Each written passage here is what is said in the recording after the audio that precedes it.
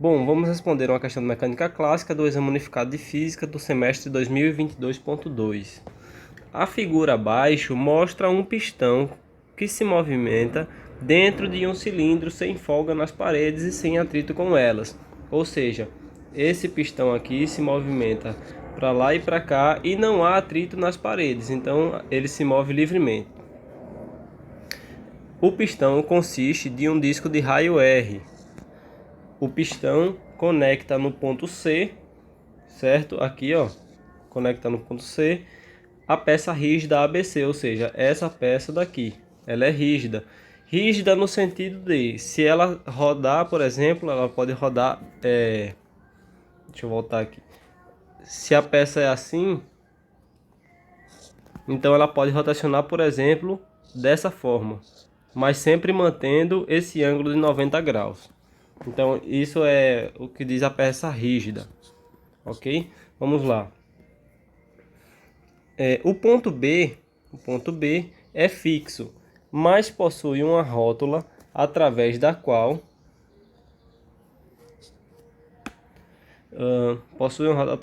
a peça pode girar no plano da figura. No cilindro aplica-se ar comprimido a uma pressão P igual a P0 mais P, onde P0 é a pressão atmosférica, de forma que a pressão resultante sobre o pistão seja P. Ou seja, aqui nós temos uma pressão Pzão, que é igual a P mais P0. Só que daqui do outro lado a gente tem P0. Então, anula P0 com P0, a pressão resultante é P. Então, a pressão resultante nesse cilindro é P. Ok, muito bem. Continuando, sobre o ponto A é aplicada uma força F, né? Tá indicada aqui, ó, que faz um ângulo alfa com a vertical. Ângulo alfa com a vertical, como indicado na figura. Dado que o comprimento de AB é y e o comprimento de BC é x, o módulo de F para que ABC esteja em equilíbrio mecânico é. Então veja bem, a gente está interessado em descobrir qual é essa força aqui que é aplicada para que ela fique em equilíbrio com essa pressão aqui, certo? A gente tem uma pressão resultante aqui, Pzinho. Essa pressão, obviamente, vai empurrar o pistão para a direita. Esse pistão vai empurrar a peça nesse sentido, de modo que a peça em si vai tender a fazer um movimento assim, ok? E aí a gente tem uma outra força aqui em cima, que vai ter uma componente Fy, que vai fazer uma força para baixo, e daí vai fazer a tendência de movimento assim.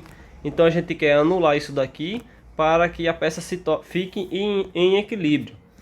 Então dessa forma a gente tem que lembrar o seguinte, veja só, se a força está sendo aplicada aqui devido ao pistão e essa outra força está sendo aplicada aqui, então a gente tem que lembrar que por conservação do torque, para que isso daqui seja mantido em equilíbrio, o torque resultante devido a essa força tem que ser igual ao torque resultante devido à força que tem aqui, certo? Para que isso fique em equilíbrio.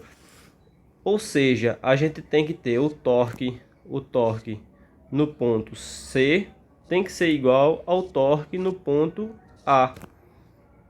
Então, satisfazendo isso daqui, a gente consegue obter ali a força necessária para manter a peça em equilíbrio. Então, vamos lá. O torque do ponto C é a força C. Deixa eu escrever isso aqui bonitinho, né? O torque do ponto C, né? Lembrando a definição de torque, é força vezes distância do ponto de rotação. O ponto de rotação aqui é o meu ponto B, certo? É o ponto B. E a distância do ponto C até o ponto B foi dado na questão. Aqui, ó, vale x vezes x. Já o torque do ponto A vai ser a única força que contribui para fazer torque é essa daqui. Porque essa componente aqui, ela está na direção do ponto de equilíbrio, então devido a ela não vai ocorrer nenhum torque. Mas devido a essa aqui, sim. Então, o torque do ponto A, o torque do ponto A vai ser essa daqui, que na verdade é o F y vezes a distância BA, que foi dada na questão aqui, que é igual a y. Então, aqui nós temos a força que atua em C, é na verdade a pressão dada no pistão vezes a área do pistão, né? Lembrando que pressão é igual a força sobre área. Passa para lá, a gente vai ter que a força é a pressão Pzinho vezes a área, que é π r ao quadrado, vezes x. Enquanto que o Fy é quem? É F vezes cosseno de alfa, por decomposição das forças, vezes y.